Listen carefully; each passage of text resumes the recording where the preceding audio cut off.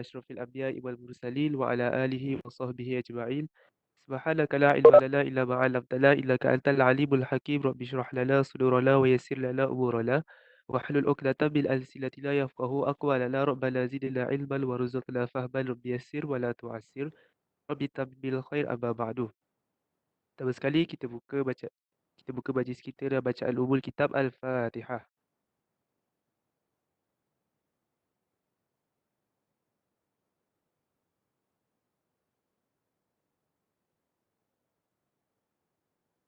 Okay, baik. Pertama sekali ahlan wa sahlan kepada semua yang baru masuk. Selamat datang. InsyaAllah hari ini kita akan sambung lagi pengajian kita dalam kitab Safinatul Najah. Jadi sebelum ni kita dah bincangkan tentang syarat sah wuduk. Sehinggalah semalam dah masuk syarat yang ke-8, betul?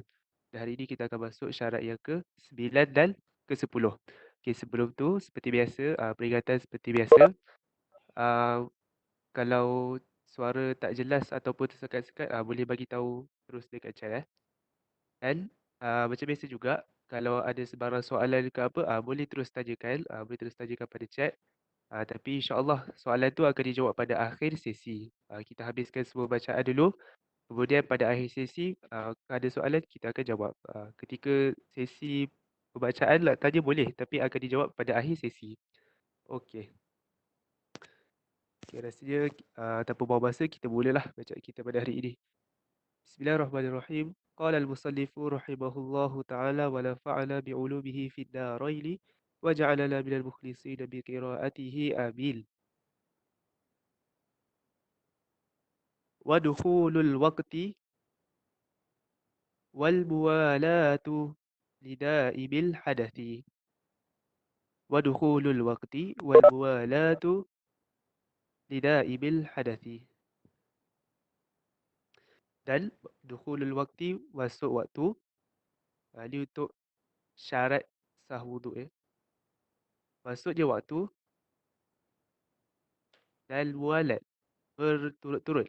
Lidaibil hadathi, bagi orang yang sentiasa berhadas. Okey, baik.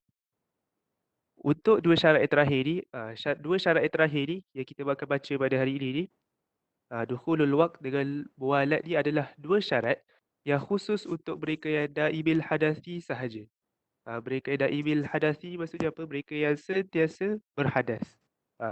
Dua syarat ini hanya apply untuk, ini ingat betul-betul. Dua syarat ini hanya apply untuk mereka yang daibil hadas, mereka yang sentiasa berhadas. Mereka yang sentiasa berhadas ni macam mana? Mereka yang sentiasa berhadas ini, sebagai contohnya macam orang yang mempunyai penyakit kencing tak lawas sebagai contohnya.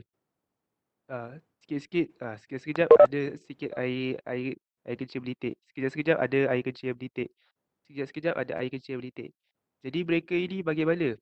Bagi mereka ini ada dua syarat yang khas. Sebab bagi mereka ni, nanti kita akan belajar.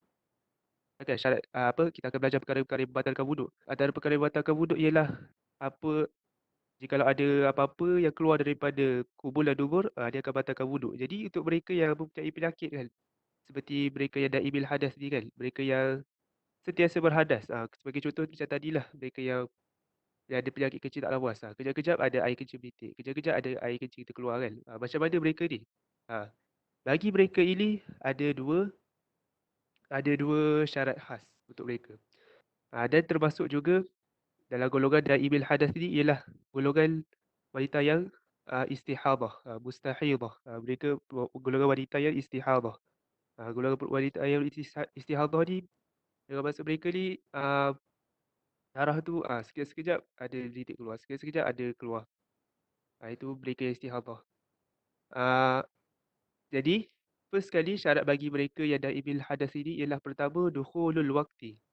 Hendaklah mereka itu daibil hadas mengambil wuduk itu ketika dah masuk waktu solat itu. Mengambil wuduk itu ketika dah masuk waktu solat. Jadi sebagai contoh, Zuhur masuk, nak solat Zuhur, waktu Zuhur masuk pukul 1:30. Okay. Jadi dia perlulah ambil wuduk tu pada pukul, dah masuk waktu tu lah, 1:30 dan ke atas untuk solat Zuhur. Jadi kalau sebagai contohnya, masuk waktu Zuhur pukul 1:30 tadi, tapi dia ambil wuduk contoh pukul 1:25. Dia untuk daibil hadas tau. Dia untuk daibil hadas. Ingat dalam bidah ni kita tengah bincang pasal daibil hadas. Mereka yang sentiasa berhadas. Dia orang ambil wuduk pukul 1.25, kemudian uh, tak masuk lagi waktu. Ah, tak masuk lagi waktu 1.25 tu. 1.30 baru masuk waktu. So dia orang ambil wuduk pukul 1.25. Boleh ke buat wuduk tu pakai solat? Tak boleh. Tak sah wuduk mereka. Okey, itu untuk yang pertama, hendaklah mereka ambil wuduk ketika dah masuk waktu solat. Yang kedua ialah al-muwalatu. Berturut-turut. Berturut-turut. Berturut-turut yang dimaksudkan di sini apa? Berturut-turut yang dimaksudkan di sini ialah berturut-turut dari segi perbuatan mereka berwuduk tu. Maksudnya yang first ialah perbuatan mereka berwuduk tu. Maksudnya mereka dah beralih dari rukun ke rukun, daripada niat, kemudian ke basuh muka, kemudian ke basuh tangan, kemudian ke sapu rambut, kemudian ke basuh kaki, semua tu berturut-turut. Maksudnya tak ada pause lah. Tak ada basuh muka dulu, lepas tu buat benda lain, lepas tu baru sambung balik kan. Tak boleh. Bagi mereka ini tak boleh. Bagi da'i bil hadas tak boleh. Mereka harus berturut-turut. Itu satu. Mereka haruslah berturut-turut. ah, dari segi perbuatan mengambil wuduk tu, rukun wuduk tu perlulah berturut-turut. Lepas tu yang kedua, mereka juga lipat elok juga. Mereka juga perlu berturut-turut ah, di antara wuduk dan solat. Maksudnya selepas wuduk tu mereka perlu terus solat. Mereka tak boleh tunggu. Mereka perlu terus solat. Berturut-turut di antara wuduk itu, kemudian ke perbuatan solat tu. Tak boleh lepas solat tu lepas solat. Tak boleh contoh lepas wuduk tu dia makan dulu ke apa, kemudian buat solat, tak boleh. Mereka perlulah lepas wuduk tu terus solat. Satu jenis tunggu je yang dibenarkan, iaitu tunggu untuk berjemaah. Tunggu untuk berjemaah. Tunggu yang itu sahaja yang dibenarkan. Contoh macam nak solat, contoh kan, solat subuh. Dia ni seorang yang da'i bil hadas. Seorang tu dia da'i bil hadas. So dia ambil wuduk. Kemudian lepas dia ambil wuduk tu, dia tunggu. Dia nak solat, dia berjemaah kat masjid. Dia tunggu jap. Dia tunggu, kemudian dia solat. Itu tunggu, kalau tunggu untuk jemaah tak apa. Tapi untuk tunggu benda lain, dia buat benda lain. Selain daripada tunggu untuk jemaah, dia makan ke, dia main phone dulu ke kan, dia buat benda lain dulu ke. Tunggu yang tu tak boleh. Satu jenis tunggu yang dibenarkan ialah tunggu berjemaah sahaja. Adapun selain daripada tu tak boleh. Jadi mualat, dua benda yang perlu mualat. Yang pertama ialah mualat di antara rukun wuduk itu. Maksudnya buat wuduk tu perlulah betul-betul. Habiskan sekali terus. Habiskan sekali zap. Lepas tu, bila dah settle wuduk tu, perlulah terus solat. Betul-betul perlulah terus solat. Tak boleh tunggu-tunggu. Satu jenis tunggu yang dibenarkan ialah tunggu untuk tunggu berjemaah. Itu je yang dibenarkan. Okey. Itu kita selesai untuk syarat sah wuduk, syurutul wuduk, syarat-syarat wuduk. Jadi ingatkan balik dua syarat tadi yang kita bincang, dukhulul waqti dengan mualat tadi ialah syarat yang khas buat mereka yang daimil hadas, buat mereka yang sentiasa berhadas. Baik. Okey, kita teruskan ke fasal yang seterusnya. Dan tambahan lagi untuk mereka yang daimul hadas ni, uh, bila mereka nak solat tu, mereka perlu, contoh macam orang yang penyakit ni kan, kecil tak lawas tu, mereka perlu sumbat ataupun macam cover tempat keluar najis mereka tu, letaklah tisu ke apa. Sebab dengan tujuan kita tak nak kasi najis yang perlu keluar tu dia terditik kat tempat lain ke, terkeluar kat tempat lain ke apa. Jadi kita kena, istilahnya kita panggil apa sumbat lah. Kalau ada tempat keluar najis tu, kita letak tisu ke apa supaya najis tu kita tahu dia kat situ je, jadi tak pergi tempat lain. Itu pun perlu buat juga. Tambahan je lah tu. Okey, kita masuk fasal seterusnya. Faslun fi lawaqidil wudu. Pasal pada menerangkan perkara-perkara yang membatalkan wuduk. Pasal pada menerangkan perkara-perkara yang membatalkan wuduk. Lawaqidul wudu'i arba'atu asya'a. Okey, perkara-perkara yang membatalkan wuduk ada 4. Al-awwalu al-khariju bil ahadis sabilaini. Al-khariju benda-benda yang keluar bil ahadi daripada salah satu as-sabilaini dua jalan. Dua jalan tu apa? Dua jalan yang dimasukkan sini ialah kubul ataupun dubur.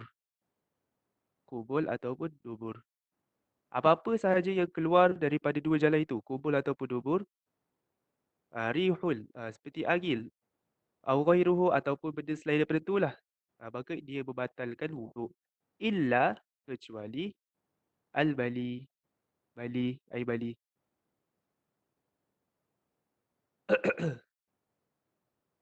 Okey, jadi yang pertama ni kita semua dah jelas dan kita pun dah biasa dengar dah sedia maklum dah. Ah, yang pertama ni ialah apa-apa sahaja yang keluar daripada kubur dan dubur.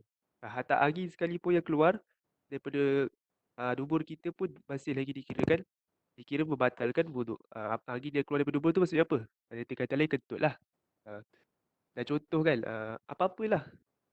Dia tak terhad kepada najis kita sahaja. Apa-apalah contoh kita makan-makan lepas tu kita tertelan butang baju kan, contoh kan. Lepas tu butang baju tu dia terkeluarlah ikut kita punya dubur. Pun batal juga jadi dia. Satu je tak batal yang keluar daripada jalan, dua jalan ni mani. Kalau mani keluar daripada kubur kita maka itu je yang tidak batal. Okey, itu yang pertama. Kalau mani keluar kita kena ingat lah. Kalau mani keluar kita akan terus jadi berjuluk, kena mani ada besar terus. Kena ingatlah tu. Jangan kata kecuali mani, nanti keluar mani apa nak kena wuduk relax je kan. Terus fikir solat lah. Kena ingat lah keluar mani kita terus dikira badan besar. Okey, kemudian yang kedua. Zawalul aqli, hilangnya akal. Okey, hilangnya akal ni dia ada tiga stage. Dia ada tiga martabat. Tiga stage untuk hilangnya akal ni. Stage yang paling atas hilangnya akal ni ialah gila. Bila kita jadi gila, gila ni dia bukan ada jenis gila yang dia sekejap gila, sekejap tak gila tau. Dia tak semua gila dia terus gila sama je. Dia ada jenis gila ni dia sekejap gila, sekejap tak gila. Jadi gila ni jadi stage zawalul akli paling tinggi lah. So bila gila confirm batal. Batal lah wuduk dia. Contoh ada orang tu dia ambil Ifullah dia ambil wuduk sekarang. Lepas tu dia gila sekejap 5 minit. 5 minit lepas tu dia tak gila dah. Batal. Batal dah wuduk dia. Kemudian ada yang kedua, bawah sikit daripada gila tu, pengsan. Pengsan atau pitam. Itu zawalul akli juga tu. Itu pun batal juga. Dia punya wuduk. Batal wuduk dia. Kemudian dia terakhir. Jadi stage yang bawah lagi untuk zawalul akli, tidur, naum. Kat naum ni lah yang ada perbahasan sikit. Okay, zawalul akli binaumin, dengan tidur, au ghairihi, selain je. Selain je yang dimasukkan tadi tu, yang dua stage tadi tu lah. Gila dan pengsan. Kecuali tidur yang macam mana? Untuk tidur ni ada pengecualian dia. Kecuali illa lau maqa'idil. Kecuali tidur orang yang duduk. Mubakkilil, tetap. Mubakkilil tetap. Maqa'adatahu, kedudukan dia. Duduk dia tetap. Kedudukan dia. Bilal ardi, di tanah.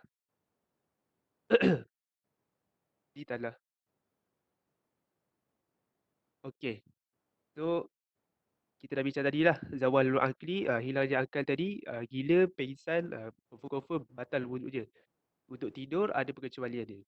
Okey, sebelum tu sajalah nak share. Untuk perbahasan tentang tidur ni perbahasan dia ada banyak pendapat. Banyak pendapat yang kata, ada banyak pendapat tentang tidur ni. Ada yang kata mutlak tidur. Maksudnya kita tidur, tak kisahlah tidur kita macam mana pun, dah dikira batal dah. Ada yang cakap macam tu. Kemudian, ada juga yang cakap uh, tidur uh, tidur semuanya batal kecuali kalau kita tidur itu seperti kedudukan duduk kita dalam solat. Ada yang cakap macam tu juga. Mengikut mazhab Syafi'i, uh, tidur yang tidak batal ialah tidur dalam keadaan duduk. Tidur dalam keadaan duduk. Disebutkan dalam kitab Al-Um, Disebutkan dalam kitab Al-Um, duduk yang tidak batal, tidur duduk yang tidak batal itu macam mana? Ah, Duduk tidur yang papan punggung dia. Bila anda cakap papan punggung ni, papan punggung yang anda masukkan ni ialah bila kita duduk, kan ada bahagian punggung kita yang apa kita panggil? Yang bahagian punggung kita yang kena tanah tu, bahagian punggung kita yang kena tanah tu, itu yang kita bagi papan punggung. Bila ada sebut papan punggung, itu yang anda masukkan. Bahagian punggung kita yang kena kat tanah tu, dia tidak,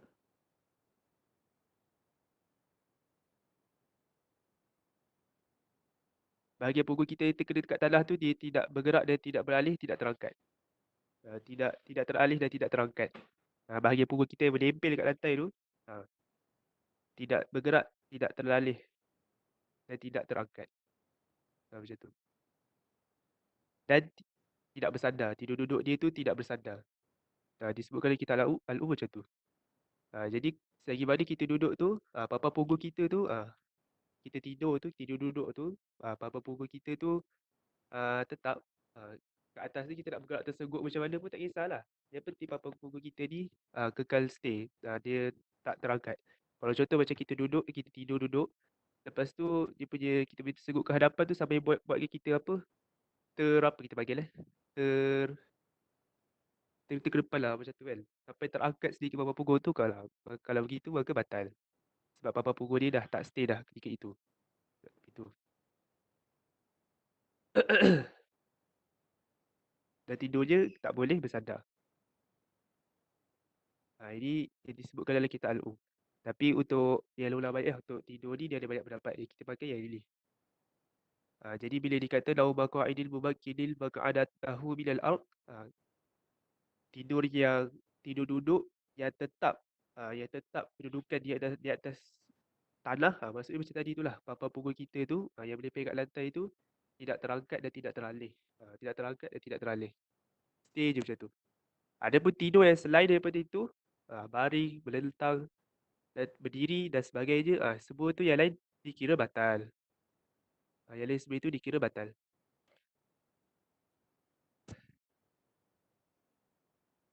Okay, kemudian masuk yang ketiga.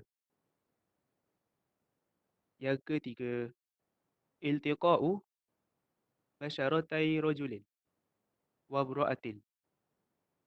Bersentuh, bersentuh basyaratai kulit, dua kulit, bersentuh kulit antara lelaki dan perempuan. Bersentuh kulit antara lelaki dan perempuan. Okey, bila kita cerita pasal kulit, basyaratai maksudnya kulit. Bila kita berceritakan tentang kulit, terkeluar daripada kulit itu tiga benda. Terkeluar daripada kulit itu rambut, kuku dan gigi. Rambut, kuku, gigi. Itu tidak dikira kulit. Jadi sebagai contoh je, kalau kita kan, contoh dengan isteri kita dalam keadaan berwuduk, kita pegang rambut dia. Batal ataupun tidak, rambut lah. Rambut bukan kepala. Rambut. Kita pegang rambut dia dalam keadaan berwuduk. Batal ataupun tidak? Tidak. Sama jugalah kalau kita pegang gigi dia kan. Bahkan dalam keadaan wuduk, tiba-tiba nampak ada cili kat gigi isteri. Ada cili lah, kita buang cili tu pegang gigi dia kan. Batal ke? Tidak. Dan begitu jugalah dengan kuku. Yang dimasukkan di sini ialah kulit. Kabiraini. Dua yang besar. Besarlah yang besar. Iltiqa'u basyaratai rajulin wa imra'atin kabiraini. Dia telah besar. Yang maksud besar ni kan, maksud besar ni apa? Maksud besar ni ialah mereka yang kalau kita lihat dekat lelaki, kalau lihat perempuan tu, perempuan yang besar tu secara umum je apabila itu mendatangkan syahwat. Apabila lihat ataupun bersentuhan mendatangkan syahwat. Secara secara umum je. Kalau sorry macam mana? Kalau sorry macam mana? Kalau sorry ni kalau lelaki lah, kalau pada perspektif lelaki, kalau lelaki melihat kalau perempuan, yang di mana lelaki tu lihat ni secara umum, secara uruf dia tidak ah, tidak mendatangkan rasa syahwat, tidak mendatangkan rasa syahwat bila lihat kepada kalau perempuan tu. Itu saghir, itu yang kecil. Yang besar ni lawan daripada tadi tu, secara umum je orang tahu bila lelaki lihat perempuan tu boleh mendatangkan rasa syahwat ataupun bila bersentuh boleh mendatangkan rasa syahwat. Itu kabir. Itu kabir dimasukkan di sini. Kemudian ajlabi yaili, yang ajlabi. Ajlabi maksudnya apa? Bukan mahram. Bukan mahram.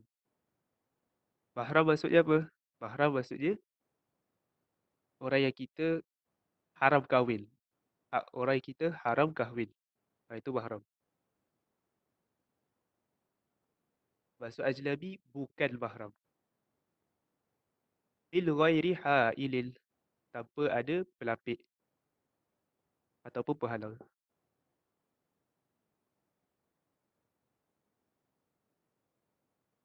Okey, so ringkas dia yang ketiga dia apa nak cakap? Bersentuhnya kulit lelaki dan wanita yang telah dewasa, yang ajnabi, yang bukan mahram, tanpa ada pelapik. Begitu. Itu yang dia maksudkan.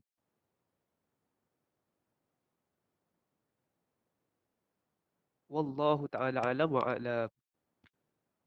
Rasanya sampai situ dulu kot pembacaan kita pada hari ini. Kemudian sekali kita tengok Q&A.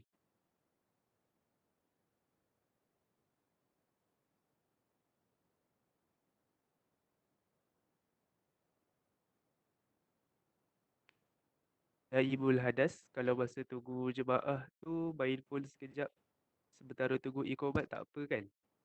Tak masih kira belum jemaah.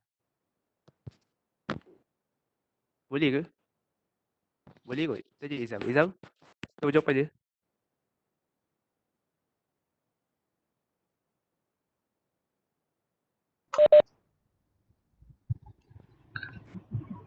Tak pasti aja.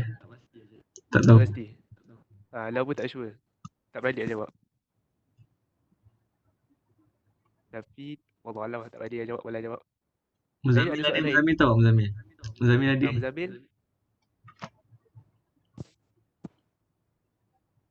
Hari tu sebenarnya ada dengar perbahasan tapi tak ingat dan tak berani nak jawab sebab tak ada rujukan. Okey, tak apa, tak apa. Kalau itu esok boleh esok?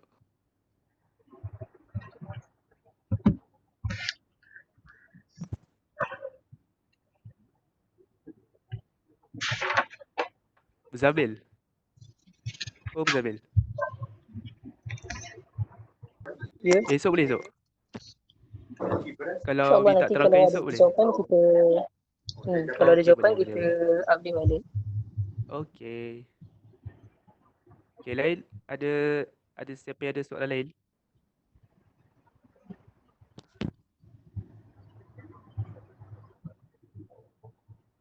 Okay. Masuk lah satu lagi Ya? tak boleh? Kalau tak ada soalan kita boleh masuk lagi satu kan? Okey, soalan pun tak ada, so kita masuk yang seterusnya lah.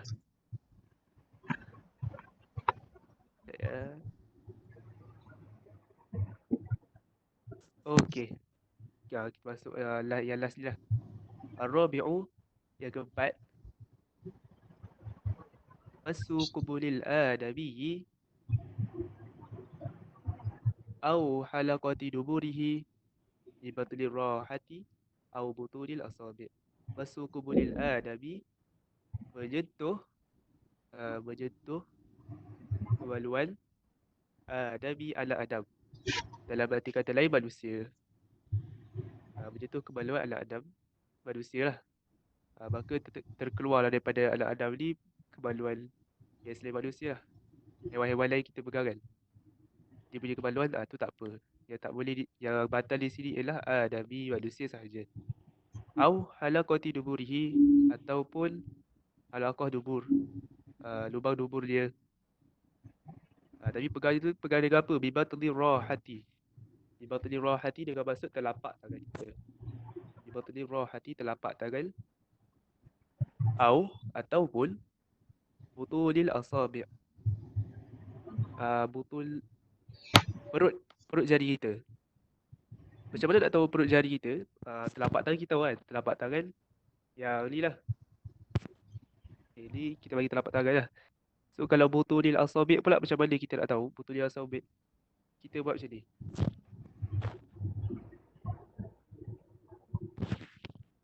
Part badan kita tak nampak, itulah butulul asabi'. Itulah dia butulul asabi'. Kita buat macam ni.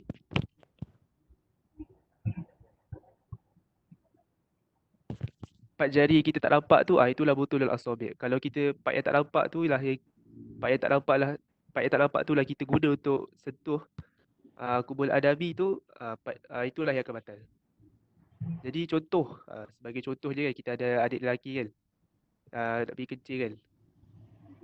So ni contoh je Yalah budak-budak kan dia tak reti kontrol, tak reti aim lagi kan. Tak reti lah ni. So nak elakkan dia punya kencing tu salah aim, berata kat tempat, so kita lah kat dalam wuduk, kita pegangkan dia punya tu kita pegangkan dia punya tu kita pegangkan macam ni supaya boleh aim kan. Contoh. Tapi kita pegang macam ni, maka batal atau tidak? Tidak batal. Kerana yang bersentuhan dengan kemaluan tu ialah bukan butulul asabi'. Yang sentuh kemaluan tu bukan butulul asabi'. Kita pegang pakai apa? Pakai tepi. Maka tu tak dikira batal lah. Itulah dia. Wallahu a'lam bissawab. Okey, ada soalan lagi? Faham ke? Kakak ni faham ke? Ada part-part yang tak jelas ke?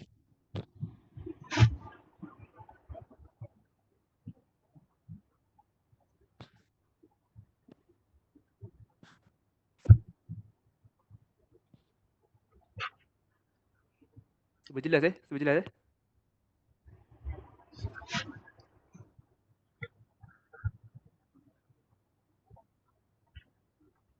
Okey, ada lagi 2 minit lagi.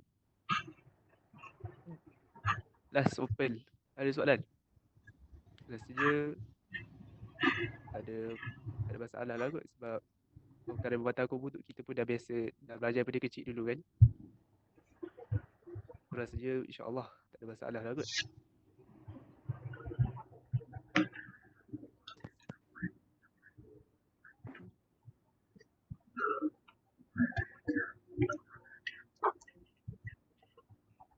Okey, last kita recap balik daripada awal perkara-perkara yang membatalkan wuduk. Okey, yang pertama ialah apa-apa sahaja yang keluar daripada kubul ataupun dubur. Apa-apalah, angin sekalipun seperti kentut kan, ataupun hantar benda kita tertelan, seperti macam contoh tadi kita bagi putar baju kan, dia keluar putar baju kita tertelan, lepas tu dia keluar ikut dubur kita kan, tu pun masih lagi dikira batal. Kecuali satu je yang keluar tapi tak batal, mani. Kemudian yang kedua, zawalul akli. Zawalul akli tadi macam kita cerita ada tiga peringkat tu.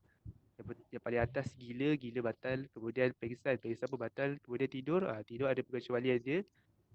Tidur duduk yang tetap kedudukan dia. Tetap kedudukan papan punggung je di atas tanah. Tidur yang itu tidak batal, tidur yang lain batal. Kemudian yang ketiga ialah bersentuh kulit lelaki dan perempuan yang besar, yang bukan mahram ataupun ajnabi, tanpa ada pelapik. Kemudian yang keempat, last, menyentuh kubul Nabi, menyentuh kubul manusia, menyentuh kemaluan manusia, ataupun halaqah dubur dia, ataupun lubang dubur dia, libatli rohati dengan telapak tangan, ataupun dengan butulul asabi', ataupun dengan perut jari. Perut jari macam kadar kita dah tunjuk, macam kadar yang dah tunjukkan tadi. Wallahu ta'ala alam wa a'lamu bisawab. Okay, rasanya naktafi bihadzal qadri. Sampai itu saja kot punya pengajian pada hari ini. Maaf jika ada salah silap. Dan last sekali, syukran ala husni istibaikum wa musyarakatikum. Kita tutup majlis kita dalam bacaan tasbih kafarah dan suratul As.